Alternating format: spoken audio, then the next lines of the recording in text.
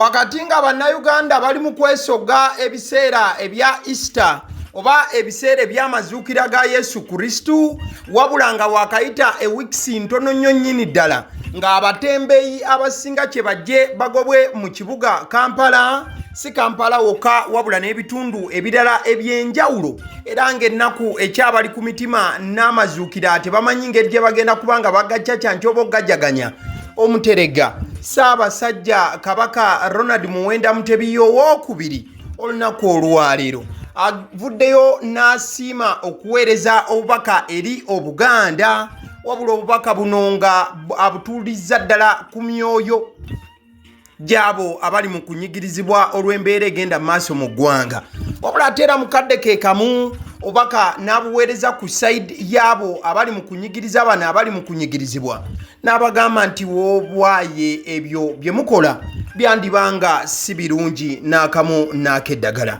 Ssaabasajja Kabaka Ronald Muwenda Mutebi owookubiri asiimye n'aweereza Obuganda obubaka bw'amazuukira ga Yesu Kristo ogw'omwaka 2026, era nga nnyinimu yeebazizza Katonda asobozesezza abantu be okutuuka ku lunaku lw'okujjukira amazuukira ga Kristo. Bene asabye olunaku luno lujjukize buli muntu omukwano n'obusaasizi Katonda by'alina eri abantu be, era asabye buli omu okujjukira obuvunaanyizibwa bwe mu maka, ebitongole bya gavumenti n'ebyokwerinda okukola ebiyamba abantu. Maasomoogi alaze obwennyamivu okuba nti gavumenti ssente zeekozesa ziva mu misolo abantu gye bawa, kyokka obuweereza eri abantu naddala mu malwaliro ne bubanga tebumatiza. Ssaabataka alaze obwetaavu obweyongedde mu byobulamu, amalwaliro omutali bikozesebwa, emmotoka ezitambuza abalwadde abayizi okubeera entono naddala mu byalo nga n'ewamu teziriiyo, ewalala zaafa, ebyuma ebyagulibwa kyokka nga tebikozesebwa, amasannyalaze agavaako entakera, bino byonna byongera omuwendo gw'abantu abafiira mu malwaliro era ne bagulamu akaba oba okufiirwa obulamu. Ssaabasajja agamba nti enteekateeka y'ebibuga ebitegekeddwa obulungi nnungi, kyokka empuliziganya wakati w'abannansi n'abakola ku mateeka esaana okuba ennambulukufu. Omutanda akubirizza entegeka y'ebibuga emanyisibwe abantu ng'obudde bukyali, baleme kulindibwa kusooka kuzimba ate ebizimbe byabwe bye bazimbye bimenyebwe oluvannyuma. Kati nno kankuyise mu bubaka awo mbadde nkutemeratemeramuko olw'ensonga nti Maasomoogi kyayogera tekiddibwamu, nabwe kito ngenda kubanga obubaka mbukusomeranga bw'obulaba ku lupapula, then ekyo nja kukivaako buvi, sijja kwongerako kigambo kyange na kimu. Obubaka obuweerezeddwa omutanda buwandiikiddwako waggulu nti woofiisi ya Kabaka wa Buganda, Office of the King of Buganda. Obubaka bwa Ssaabasajja Kabaka obw'amazuukira ga Yesu Kristo 2026. Twebaza Katonda atusobozesezza okutuuka ku lunaku lwe tujaguza nga tujjukira okuzuukira kwa Mukama waffe Yesu Kristo. Olunaku luno lutujjukiza omukwano n'obusaasizi bwa Katonda bw'alina eri abantu be. Tubasaba lutujjukiza obuweereza n'obuvunaanyizibwa obutuweebwa mu maka, ebitongole bya gavumenti, ebyobukuumi n'okwerinda nga tukola ebyo ebiyamba abantu be tuweereza. Tumanyi nti ensimbi ezikozesebwa mu gavumenti ziva mu misolo gye tuwa, naye obuweereza obutuusibwa ku bantu baffe naddala mu malwaliro tebumatiza. Tulaba obwetaavu obweyongedde mu byobulamu era amalwaliro mangi temuli bikozesebwa. Mu bitundu ebisinga obungi naddala mu byalo, emmotoka ezitambuza abalwadde abayintono, ezimu zaafa ate awalala teziriiwo. Waliwo n'amalwaliro ge tulaba ku TV ng'ebyuma ebikola ku balwadde byagulibwa naye nga bimaze emyaka n'emyaka nga tebiyungibwa bisobole okukozesebwa. Kuno kwe tugatta amasannyalaze agavaako entakera ekiyinza okuviirako abantu okufa. Tuwagira ebibuga ebitegekeddwa obulungi era bannansi babyeyagaliremu, naye empuliziganya wakati w'abannansi n'abakola ku mateeka esaana okuba ennambulukufu ate ekolebwenga mu budde. Okumalawo embeera eno, entegeka y'ekibuga esaana emanyisibwa abantu nga bukyali n'obutalinda bantu kumala kuzimba ate ebizimbe byabwe ne bimenyebwa olw'obutagoberera mateeka n'olwekyo obuweereza abantu baffe bwe balimu busaana bukozesebwe bulungi ate mu bwenkanya kisobozese abantu baffe okweyagalira mu nsi yaabwe tubaagaliza okuyita mu nnaku z'amazuukira n'emirembe n'ateekako omukono Ssaabasajja Kabaka Ronald Muwenda Mutebi owookubiri.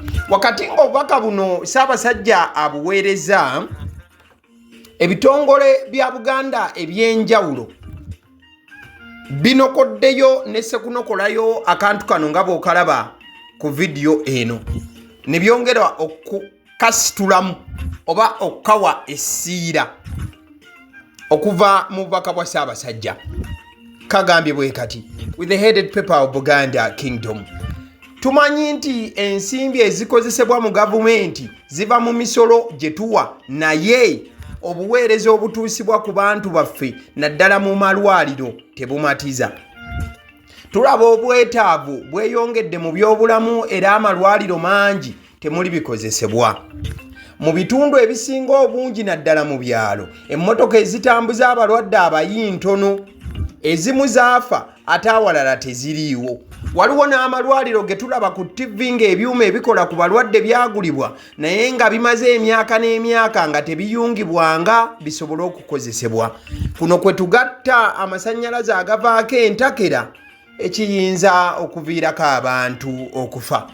Bubaka bwa muteregga ayi Ssaabasajja Kabaka Ronald Muwenda Mutebi owookubiri eri abantu ba Buganda. Wabula okusingira ddala ng'obubaka buno omuteregga abuweereza gavumenti wamu n'ebitongole ebikulembera abantu byagamba nti byandyezeeko nessekweddako yenna. Ojja kujjukira obubaka bwa Ssaabasajja we butuukidde ng'ebitundu nga Kampala, ebitundu nga Wakiso, disitulikiti nga Soroti, Mbarara ate era Arua n'ebirala ebibuga ebisinga ebintu by'abantu bimenyeddwa obuyumba bwe bazimba n'ebigwa mu kkowe eryo mu ngeri ey'okulaba nti ebibuga birongoosebwa birabike bulungi. Kati mubaka bwa Ssaabasajja Kabaka akikoonyeeko n'agamba nti kale kyandikoleddwa naye abantu bamanyisibweko n'okubeera nti at least tebatuuka ku mbeera ya kumenya bintu byabwe nga bateekamu omusimbi n'ebintu ebigwa mu kkowe eryo. Kati nno bwe tuvaawo kaawo mukwano gwange akatambika olaba kamwami Robert Kyagulanyi Center mu Bobi Wine bwe yabadde wakati mu kujaguza Good Friday oba bw'abadde mu kujaguza Good Friday wali mu United States of America alina obubaka bwayogedde obukutte ku bangi ku mitima wabula ng'abwogedde musanyufu olw'ensonga nti ekyo ekiseera kyayita oluba Luganda tugamba nti ekyosi kyayita. Bwajjukidde embeera gye yayitamu ey'okubeera nti adojinga abasajja n'amaliriza ng'alina amaka agamu mwagudde. Wabula agamba nti mu kiseera kino ekya Good Friday ne Easter okusaba akyakiraba nti kyali kintu ky'amaanyi era ekyamuwendo ennyo nnyini ddala. Waliwo emboozi nyina emboozi nga 15 ez'okutologeza. But there is this one time ono champion Mabinaze ng'aleese eddowa nenzijukira nabanyumizaako ku bafaada abantu kuyitanga nga talina kyakuwa naye nakuwa ekitambiro ky'emmisa. Kati waliwo eno ennyumba waliwo batuzingulira baali batugwikiriza ne tuweta nasibira mu nnyumba yamu oba wani alimu omukazi Bobi yinga omukyala nenyingira kati nyumba gye nyingidde muba ya musajja oba nyingidde mu nyumba yami nenyingidde zipu nenezibika nebayitawo kakati omukyala neŋŋaha kati oba kati abo agenda bakubira bagameze mu mpaaka kaddewo nomufune bandi awo ng'omukazi azze yenakola mama muza nga bawulira abantu balaka basira bandi awo ng'omukazi atuuse n'omusajja omukulukulu neŋŋamba ndeetedde bbaawo enfudde omusajja agenda kubuuza ayingidde otya mu nyumba nanga Bobi tota nze munange uleetedde ono seeka akuwedduwa eyongere seeka nagamba wanika emikono nkwedduwa Zeka nasomereddwa nasoma Oluwalabu ebeterere kyakolanye ebeterere kyakapulira mukyali nyalya n'abaana ge nange zekyembadde nsobola okukola neneeyongerayo but prayers work. Bigambo bya Bobi Wine wakati mu celebratinga Good Friday. Ekifaananyi kyolaba kifaananyi kya kutambuza kkubo lya musaalaba. Omuvubuka eyabadde atambuza ekkubo ly'omusaalaba ate gye byakkidde ng'afunye obuzibu obw'amaanyi. Ono nno ng'amanyiddwa nga Dennis Ziwa. Yabadde atambuza ekkubo ly'omusaalaba wabula gye byakkidde nga ambulance eyo emututte. Kifaananyi kya The Daily Monitor. Omukulu ono yabadde atambuza ekkubo ly'omusaalaba nga bamukubira ddala emiggo nga Yesu bwe yakubwa. Gye byakkidde nga afunye obuvune. Ono nno nga muyizi ku Kampala International University. Dennis Ziwa kati nno baadde bamutuusa mu ddwaliro oluvannyuma lw'okuba nga atambuza ekkubo ly'omusaalaba yamaliriza nga atajjeemu bisago era oluvannyuma ne bamutwala ku Lamon Health Center eruzira asobole okuba nti afuna obujjanjabi obusingako kaawo. Abalokole nno nabo Good Friday bagikutte kannabwala ku House of Prayer Ministries eya Pastor Bujingo. Osobola okulengera okusaba nabo bayingidde mu kusaba okwenjawulo ku side y'abalokole babadde ne Good Friday prayers that side nga bw'osobola okuba nti olaba awo. Kale bwe tuba nga tuvuddeko kaawo abo nno boolaba be bamu ku bakristaayo wali emukono nga bakulembeddwamu Bishop Enos. In fact bano bamakomera nabo nabalabyeko kaawo. Bino ebifaananyi byolaba byavudde Yumbe. Abantu b'eyumbe nab'ekkubo ly'omusaalaba baalitambuza ne sekutambuza yenna mukwano gwange. Then we tuba nga tuvuddeyo ate ebifaananyi ebimu byoli mu kulaba eddakiika eno bye bimu ku bifaananyi ebyavudde mu kutambuza ekkubo ly'omusaalaba okuva wali ku Lutikko e Lubaga okutuuka mu kisaawe kya Old Kampala Secondary School. Era nalabye awo babadde bakulembeddwamu Ssaabasumba w'essaza ekkulu lya Kampala ow'ekitiibwa Paul Semwogerere ne bagenda nga batambuza ekkubo ly'omusaalaba. Nkambye ekyabadde kyanjawulo nnyo olunaku lw'eggulo. In fact ng'oggyeko ab'e Lubaga nga bwe batambudde okuva wali ku Lutikko e Lubaga nalabyeko ne Uganda Police. I think I should get you the pictures also. Ekkubo ly'omusaalaba lyajjumbiddwa nnyo. Lyajjumbiddwa nnyo olunaku lw'eggulo. Yes, osobola okulengera omukulu Kazimba Mugalu wali ow'ekitiibwa. Then nalabyeko abakulembeze mu nzikiriza ab'enjawulo batambuzeko. Yes, omukulu omulengedde awo. Omukulu ono side eno si ow'abasodookisi. Ekkubo ly'omusaalaba bweritu bwe lyatambudde. In fact nkugambye nalabyeko abasirikale. I'm going to get you pictures here. The Uganda police commended all believers who took part in the way of the cross processions across the country as they were looking forward to celebrating the resurrection of Jesus Christ on Easter Sunday. And the Uganda police at the same time wished a peaceful and joyful Easter holiday to all Ugandans and urged them to remain vigilant and law-abiding, at the same time committing to maintaining peace. Mulaini yonna build bridges. Sobola okulengera abakulu ab'enjawulo. Kati simanyi gwe alaba vidiyo eno ekkubo ly'omusaalaba lyakusanzeewa. Ekkubo ly'omusaalaba simanyi wawe liyinza kubanga lyakusanze. Nkugambye ku side y'emukono Reverend Enos Chito Kagodo Bishop w'emukono ye yakulembeddemu okutambuza omusaalaba ku ludda olweyo. Era nga bayise mu mukono wonna ab'e Lubaga nabo ne batambula. Then benkulabizeeko ab'eyumbe nabo babadde ku Yumbe Parish Center. Nalabye baleese gyabadde emisaalaba 3 era nga abantu bajjidde ddala mu bungi. So ekkubo ly'omusaalaba gwe lyakusanzeewa era olyefumintirizaamu otya. Kale mbadde nkugamba okuteerayo ku bifaananyi by'abasirikale. Ndaba omukyala Rachel Kawala si yoyo akamulage wano omwogezi wa police. Yes, she is the one here. Babadde awo batambuza kkubo lya musaalaba. Omukyala oyo ali poole.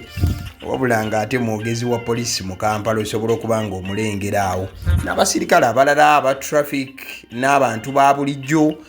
Polisi naye ekintu yakinyigiddemu ddala wabula babagambye nti nga mulya sekukulu yammwe mubeere kuwola nti mukola fujjo mugoberere amateeka. Kale I think as YouTube channel eyagaliwo naffe tubaagaliza Easter ennungi. Simanyi obwedda njogera njiyita sekukulu bannaye mazuukira ga Kristo. Atubaagaliza amazuukira ga Kristo amalungi. Twagala ebitafutafu n'ebivedivedi bibatambulire bulungi nnyo nnyini ddala. Muyiikirwe amanzaali at the same time tolya nnyo kupinduuka.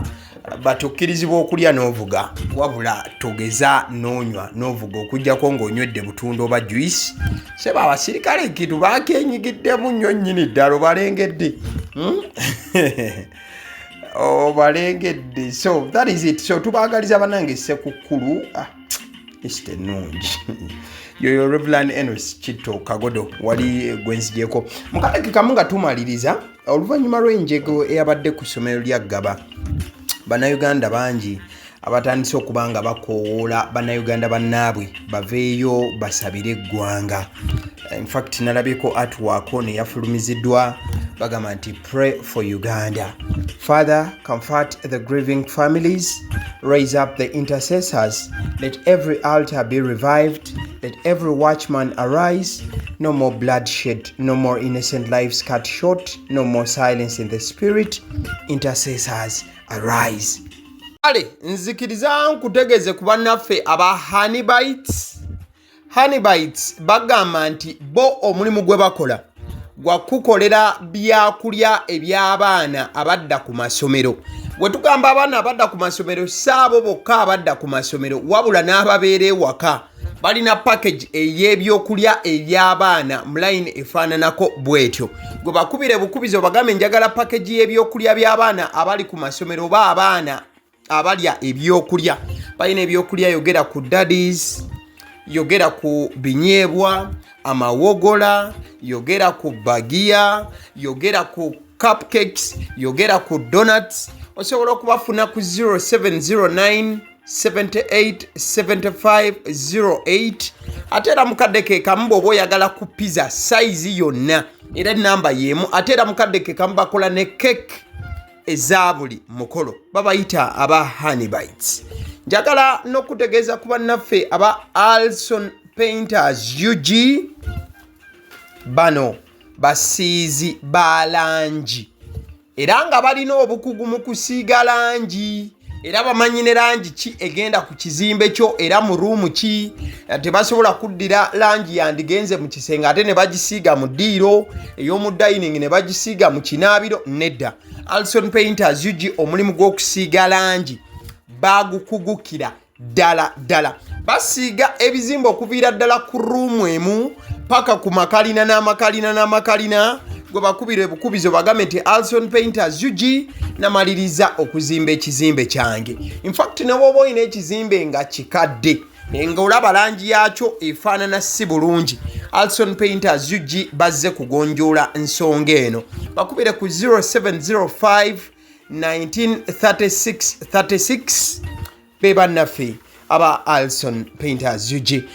Aba Sidi Omusunsuzi ly'erinnya eryange yenze aba Sidi Omusunsuzi. Yenze atuula emabega w'omuzindaalo buli lunaku era ly'eddoboozi ly'owuliriza ku mukutu guno aba Sidi Omusunsuzi ly'eddoboozi eryo era ng'omukutu kw'oli gwe guno ogwagaliwo. Nagamba nti information yonna gy'olaba ku channel eno tetugattamu kintu kyonna ate tewali kye tutoolamu.